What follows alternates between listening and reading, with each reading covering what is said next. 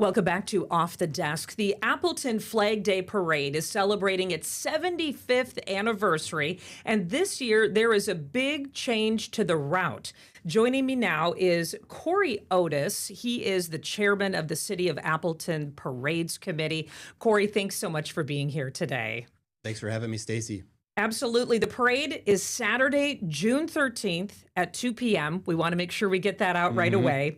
Now, we know that we live in a time when there are needs for increased safety. You know, these public gatherings, unfortunately, we've seen some incidents happen even here in the state of Wisconsin. You think of the Waukesha Parade, a deadly attack there. So you, the chairman of the Parades Committee, you're always thinking about safety and security. This year, there was a change that was made. So walk us through the change and why you decided to make it. Sure. Thanks for giving me the opportunity to talk about it. We've actually been looking at the route for a long time, and it really started off with a conversation about the length of it and whether that was too long for some of our more experienced participants who struggled to get on a hot summer day from Wisconsin and Oneida all the way to Drew and College. It's over 2 miles the route was in length. So we've been looking at it, and then unfortunately the world has changed, and we do have to have a little more heightened security for all of the events in Appleton, all over the state, all over the country. But we focused on Flag Day, and the city and our private resources were stretched very thin. The mayor asked for a meeting last summer, and the chief of police was there, members of my committee along with me, and a couple of members of the Appleton Police Department. And we took a look at the route, and they expressed the concerns, and we talked about what it would take to really make sure that everybody was safe.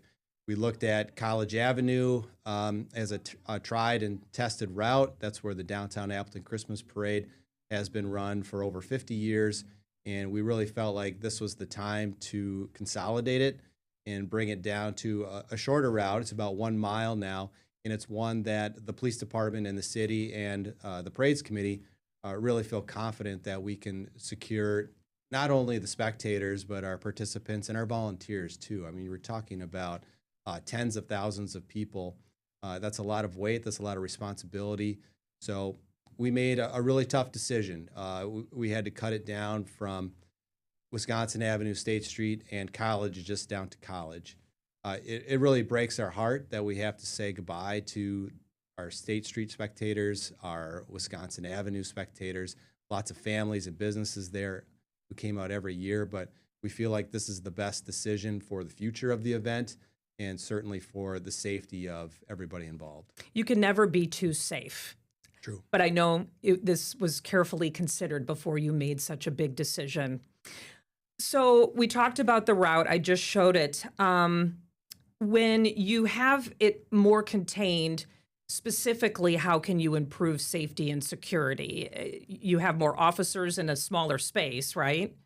For sure. And there are things I can say, and there are things that I can't say. Sure. And I also say that I'm not the safety expert. We leave that to the Appleton Police Department, who I have the utmost respect for. We've worked with them, obviously, forever, as long as the event's been taking place. And their jobs have changed and their responsibilities have evolved. And they came to us with these concerns. You mentioned the Waukesha Parade a few years ago. That happened less than 48 hours before the downtown Appleton Christmas Parade. And just the speed and efficiency that the police department showed in putting together a new safety plan with heightened measures. We brought in snow plows and heavy trucks to block intersections. We obviously brought in more staff. We brought in more police presence. And there are other measures that are taking place to make sure that everybody's safe. Like I said, I can't tell you everything that's going on. So we want to make sure that we have basically everything secured and cordoned off so we can make sure that nobody's entering the parade route that shouldn't be there. Of course. And the old route went over some railroad tracks, so this will eliminate that. There's also a couple of other changes this year, correct? Correct. So this year we also decided to not highlight just one branch of the military. And that usually came with an honorary parade marshal. We decided to do away with that. And honestly, we were having a little bit of trouble with some cooperation from some of the branches We were really struggling to find those honorary parade marshals to get participation and involvement. And we thought, well, why would we put the spotlight on one branch in a particular year when, like, for example, last year it was the Navy and the Marines' birthday and the Army's birthday too. And we felt like that was a missed opportunity to celebrate everybody. So it's not that we're not going to show appreciation for the military anymore, that we're not going to spotlight the military in general. We're just not going to give one branch a focus. We're going to focus on all the branches. And then there's no announcer for the parade this year, correct? No announcer for the parade. So we have a reviewing stand on College Avenue. It used to be closer to the end of the route. We moved it a little bit further west on College.